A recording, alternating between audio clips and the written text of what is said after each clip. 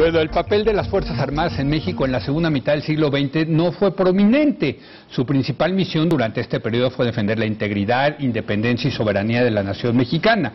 El contacto que tenían las Fuerzas Armadas con la población era sobre todo a través de acciones cívicas y obras sociales, así como en casos de desastres naturales, prestando ayuda para el mantenimiento del orden, auxilio a las personas y sus bienes y la reconstrucción de zonas afectadas. Sin embargo, a raíz de su creciente involucramiento en la lucha contra el crimen organizado bajo el gobierno del presidente Calderón, las Fuerzas Armadas han adquirido una mayor relevancia en la vida cotidiana de millones de mexicanos y como institución se han vuelto mucho más visibles de lo que fueron a lo largo de la segunda mitad del siglo XX. Ante esta mayor presencia, varias personas incluso ven a las Fuerzas Armadas como una solución no solo al tema del crimen organizado, sino también a otros problemas que enfrenta el país. Así, por ejemplo, hace algunos meses ya el gobernador de Chihuahua, César Duarte, propuso enrolar en las Fuerzas Armadas a los millones de jóvenes ninis, esos que no tienen ni oportunidades de estudiar ni opciones para trabajar. Por su parte, el propio ejército está ya compitiendo de manera directa y agresiva con la iniciativa privada para reclutar recursos humanos. Con un sueldo de 9,700 pesos mensuales y atractivas prestaciones, el ejército supera la oferta que muchas empresas privadas hacen a jóvenes que incluso tienen una carrera universitaria. Al mismo tiempo, el gobierno federal nos asegura que las Fuerzas Armadas no solamente se profesionalizan en tareas operativas y de inteligencia, sino en servir y acercarse a la ciudadanía a partir del respeto y la promoción de sus derechos fundamentales. En fin, a raíz de la mayor visibilidad de las Fuerzas Armadas en años recientes, muchos observadores y analistas han empezado a preguntarse ¿qué tipo de ejército necesita México y para qué sirve y no sirve un ejército? Héctor. Pues es una pregunta muy buena y muy pertinente y creo que en efecto está empezando a surgir. ¿Nosotros necesitamos un ejército para que nos defienda de la agresión de otros ejércitos? Esa es una primera pregunta. Y si no, entonces, ¿qué ejército necesitamos? Bueno, hay un indicio muy claro de qué tipo de ejército necesitamos en la estrategia de seguridad o la guerra contra el narco que ha iniciado el presidente Calderón, cuando vino a ver que no había, o él no encontraba ninguna fuerza pública que le diera garantías y seguridad más que el ejército. Están desmoronadas las policías locales, la Policía Federal es muy pequeña todavía para una tarea seria de intervención territorial en distintas partes del país y entonces escogió al ejército. Muy bien. Independientemente de si estamos de acuerdo con esto o no, es un hecho que es probablemente la única fuerza corporativamente organizada, sólida, etcétera, con tradición, con disciplina y tal. La pregunta es si necesitamos ese ejército para esas tareas o hay que transformar ese ejército profundamente en el sentido de volverlo una corporación mucho más cercana a la dinámica política, a la lógica civil, a las leyes que rigen a las demás partes de la sociedad y volverla realmente una fuerza mucho más moderna, mucho más ajustada a estas necesidades que sí tenemos. Yo no veo cómo eso se puede hacer si no es en el contexto de volver civil el mando de las Fuerzas Armadas, respetando desde luego sus integridades corporativas de distinto tipo, porque hay que reconocer que son corporaciones especiales, no las puedes tratar igual que si fueran simplemente otro grupo de burócratas, pero sí me parece que debe haber una convergencia de parte del ejército que padece mucho las tareas para las que lo estás utilizando, porque no tiene protección institucional ni legal, y de parte del gobierno civil, que debería empezar a mirar hacia sus Fuerzas Armadas como efectivamente corporaciones que deben estar al servicio de objetivos y de prioridades que tienen que ver fundamentalmente con el piso de seguridad que debe tener la sociedad civil, la política y la sociedad civil mexicana en el sentido no militar del término. Jorge. Mira, y yo creo que hay dos partes en esto, lo que decía Héctor, o tres. Lo dice Héctor de la jefatura civil, digamos, para hablar en plata, un secretario de la defensa no militar, civil, que fuera el jefe tanto del ejército como de la marina, como de la Fuerza Aérea, las tres armas, pues es algo que en lo que nos hemos quedado rezagadísimos en América Latina. Que yo sepa, creo que El Salvador, y ni siquiera estoy seguro, creo, quizás Venezuela, pero como hubo Hugo Chávez los cambia cada 3 días. Bueno, y el presidente es militar. Entonces, el presidente es militar, entonces ya lo demás sale sobrando. Pero bueno, realmente ya nos tocaría, porque obviamente en América Latina se ha avanzado mucho en esto, pero en Europa, en Estados Unidos, Canadá, Japón, hace muchísimo tiempo que no hay un secretario de la Defensa Militar. Y esto le conviene a todo el mundo, pero antes que nadie le conviene a las Fuerzas Armadas, porque ya tienen una especie de intermediario, tienen un amortiguador en su relación con el comandante en jefe, que es el presidente. Y con la sociedad. Y con la sociedad hacia abajo y con el comandante en jefe hacia arriba. Entonces me parece que ahí es algo que ya nos tocaría hacer en México. Falta ese enlace, digamos, ese eslabón. Pues nadie es un eslabón además lógico que no debe ser solo el secretario, sino también, por ejemplo, el que compra, el que vende, el que quizás la parte de formación, la parte administrativa, no la parte militar. Esto es un cambio que a mí me parece muy importante. Un segundo que es notorio cuando uno sale de México, sea América Latina, sea Estados Unidos, sea Europa, donde sea. Tú vas a un restaurante, en Santiago, en Bogotá, en Buenos Aires, en Nueva York, y lo más probable es que te encuentres a un militar de uniforme que está ahí comiendo, cenando, con su esposa, con sus colegas, con sus hijos, qué sé yo. Vas a un teatro, vas al cine. No hay una segregación radical como la que hay en México. Yo recuerdo una vez, hace 2 años o 3, que vino una delegación de Human Rights Watch a México a presentar un informe. Nos recibió el director de Derechos Humanos de la Sedena, con otro, el procurador, el director y el procurador, los dos. Primero nos recibieron en relaciones exteriores, no en la defensa. Y segundo, de civiles. El procurador militar. El militar y el director de Derechos Humanos del Ejército. ¿Por qué? Pues porque como que no terminan de querer estar de uniforme en la vida civil. Por supuesto están de uniforme en la Sedena, en sus tareas, etcétera. Bueno, sería un segundo cambio muy importante que no lo va a hacer por decreto, pero tienes que irlo haciendo poco a poco para juntar a la sociedad con su ejército, porque al final del día es su ejército. Esto en México lo resuelve el ejército con el del estribillo, la muletilla es que somos un ejército del pueblo. Bueno, si son del pueblo, ¿por qué no conviven con el pueblo? Y el pueblo en las ciudades, pues no, pues el pueblo en las ciudades está en los cines, está en los restaurantes, está en los parques. ¿Cuántas veces alguien ha ido a Chapultepec a ver y que se encuentre con militares uniformados, sin armas, jugando con sus niños? Pero uniformados, nunca. Entonces, si son un ejército del pueblo, pues ¿por qué no se juntan con el pueblo? Pues porque hay una segregación brutal de las Fuerzas Armadas. O sea, hace falta civilizar en el sentido, civil a las Fuerzas Armadas. Eso es, Javier. Sí. Hay un debate al respecto, ¿no? Hay la escuela que argumenta que la mejor manera de tener un control civil del ejército es precisamente un ejército muy profesional, apartado de la sociedad. Huntington, por ejemplo, es uno de los que siempre ha argumentado eso. Otros argumentan que no, que al contrario, la mejor manera de mantener ese control civil es precisamente que se mezclen, ¿no? Pero creo que hay una parte, digamos, estrictamente técnica de la pregunta qué tipo de ejército, qué perfil de ejército necesitamos, que tiene que ver con el tipo de amenazas a la seguridad que enfrentamos, tanto externas como internas.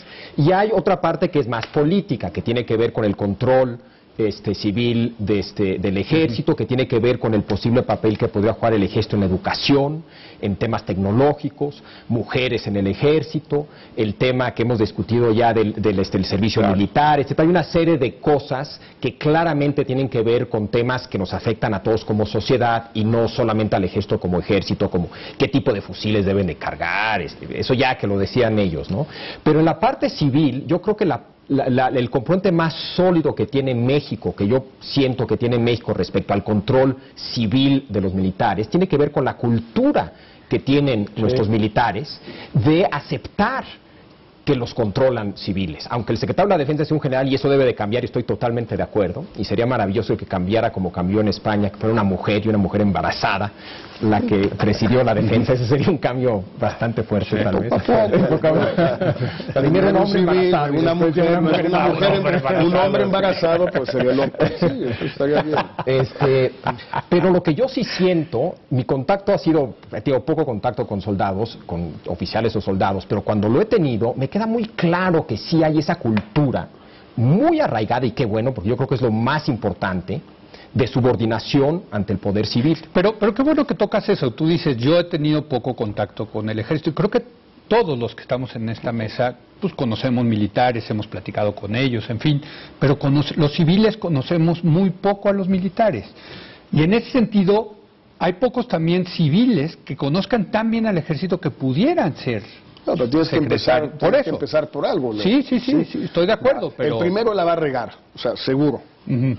O sea, de eso yo creo que de cajón podemos afirmarlo. El primer secretario de la Defensa Civil, cuando llegue, pero ahí, la va a regar. En otros países hay esta educación, o sea, van a escuelas, por ejemplo, similares, tanto los civiles que estudian el ejército como el ejército, ¿no? O sea, hay civiles expertos en las Fuerzas Armadas, a eso me refiero, pero ¿no? Es que quizás había una cosa, nada más, perdón, que lo que dice Javier, que a la vez es cierto, pero es problemático. Sí, es un cuerpo profesional que no se mete en política. Y los políticos también aceptaron no meterse allá adentro. Sí, claro, también. Ese era el juego, ¿no? Fue ese. El juego, tú no te metes, pero yo tampoco. Tú haz lo que tú quieras hacer. En el cuartel, allá adentro, claro. Compras lo que quieres a los precios que quieres y tratas a la gente en los cuarteles como los quieras tratar. Ha cambiado eso en los últimos 20 años. Pero en los últimos años, los últimos 3 años. Pero antes de eso, entonces sí fue Porque tú tienes en los últimos 3 años, como efecto de la utilización de las Fuerzas Armadas como policías, como instrumentos de seguridad pública, has tenido unos años de una extraordinaria presencia y de una extraordinaria fricción de las Fuerzas Armadas con la sociedad, con los pueblos, con las ciudades sacudidas por la violencia. Y yo creo que el pago de salida de ese contacto va a ser alto para las Fuerzas Armadas. Está siendo alto. De hecho, están ellas mismas muy adecuadamente preocupadas porque la mayor parte de estas operaciones han sido sin un marco legal que explícitamente legalice la actuación para la que han sido convocados.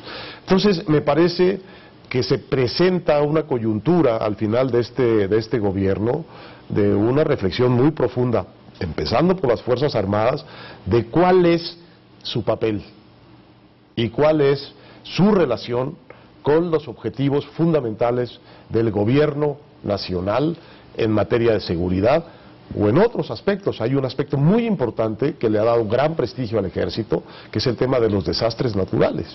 Bueno, eso se podría mejorar muchísimo. Hay una actividad prácticamente desconocida del ejército que es la vigilancia permanente de instalaciones estratégicas. Apenas aparece alguna vez, como parte de la secrecía que rodea el mundo militar, el servicio que en ese sentido prestan las Fuerzas Armadas. Creo que estamos en fase de transparentar y de modernizar la relación de las Fuerzas Armadas con los gobiernos civiles y con la dinámica de las necesidades políticas de su población.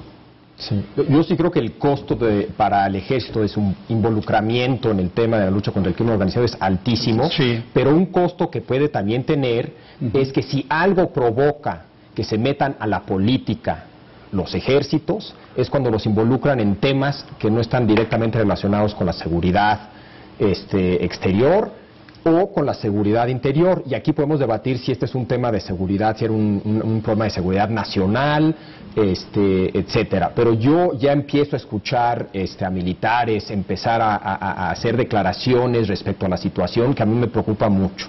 Hablando, por cierto, de sustancia y de temas electorales, pues Peña Nieto el otro día en la CIRT dijo que él ve que la decisión del presidente Calderón fue la adecuada, lo dijo, en materia de seguridad y el involucramiento de las Fuerzas Armadas.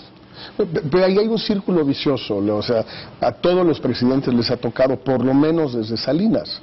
Sí, no, pero nunca como este. No, pero la decisión, la disyuntiva, desde que de la Madrid disuelve la DFS, a todos les ha tocado lo mismo. Llegas, le hablas, hay un relajo en algún estado ahí perdido, le hablas al gobernador, oiga, el gobernador, aviénteles a la policía. No, pues con la novedad, señor presidente, no hay policía estatal. Bueno, pues a ver, pásenme al presidente municipal de Tepic.